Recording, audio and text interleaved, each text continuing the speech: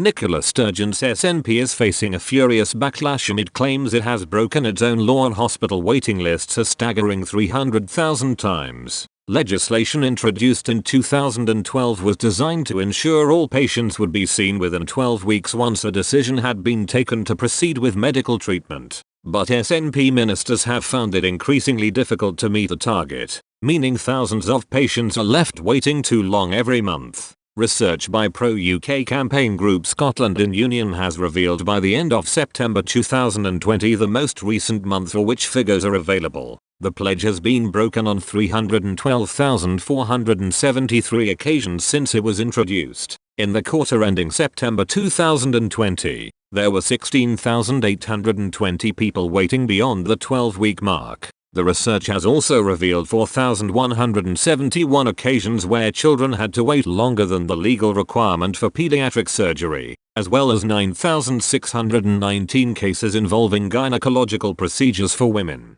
Nearly all the data predates COVID-19, and the pandemic actually reduced the number of hospital operations taking place, so cannot be blamed for the situation. Scotland in Union said the ongoing failings demonstrate the SNP has presided over a long-term decline in the NHS, routinely failing thousands of patients while it obsesses about independence. Scotland in Union Chief Executive Pamela Nash said, "These figures are unacceptable and a damning verdict on a nationalist government which has been distracted from the day job. Thousands of patients have been let down by the SNP while it obsesses about independence. It is clear that nationalist ministers ignored the need to build resilience into our NHS. They cannot blame the pandemic. This has been an ongoing problem for many years that they have failed to address. Scotland deserves better. The entire focus of government should now be on COVID recovery and rebuilding our NHS, putting patients ahead of constitutional arguments." Ms Sturgeon's government will publish legislation setting out the timetable and question of a potential second Scottish independence referendum within the next few weeks. The draft bill,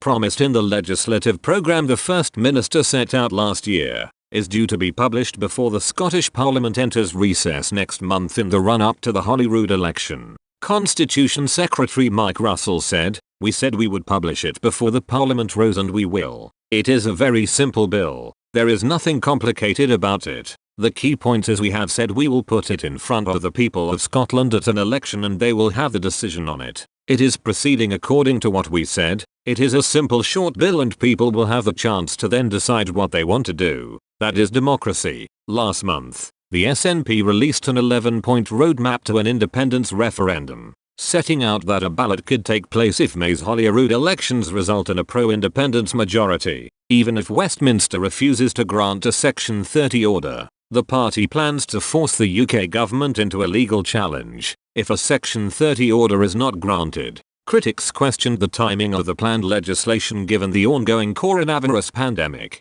Ms Nash said, "It is grossly insulting that the Scottish government is devoting time to this during a public health pandemic that is claiming lives. The public has made it clear that a divisive second independence referendum should not be a priority. All focus should be on recovery and bringing communities together, not pulling us apart." Scottish Conservative leader Douglas Ross said, "It is so reckless that the SNP are ramping up plans for another divisive independence referendum at this time. The SNP's threat of an illegal referendum is a distraction that risks our handling of the pandemic and will hold back our economic recovery. It is beyond belief that Mike Russell thinks that this should be the priority when lives and livelihoods are still threatened." A Scottish government spokesman said, "The NHS had been magnificent over the past year, responding to continuing pressures while still maintaining urgent, emergency and trauma care. What is important is that we maintain the progress we made before the pandemic and keep that work underway as we come out of it."